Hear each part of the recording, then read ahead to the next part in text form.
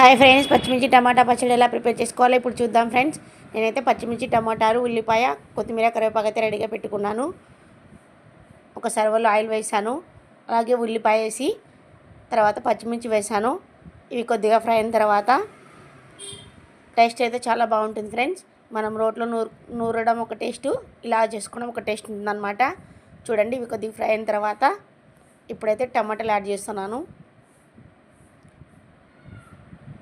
టమాటా add చేసి అలాగే కొత్తిమీర కరివేపాకు కూడా యాడ్ చేస్తున్నాను.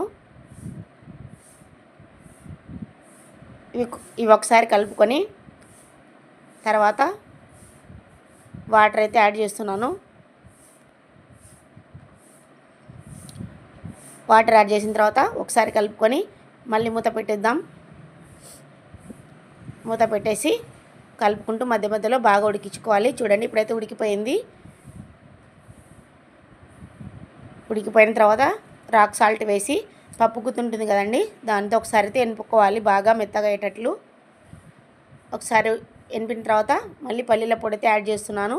యాడ్ చేసి మళ్ళీ ఒకసారి ఎనుపుకోవాలి. అంతేనండి, రెడీ అయిపోతుంది. ఓకే ఫ్రెండ్స్, నచ్చితే లైక్ చేయండి, షేర్ చేయండి, కామెంట్ చేయండి, అలాగే సబ్స్క్రైబ్ చేసుకోండి.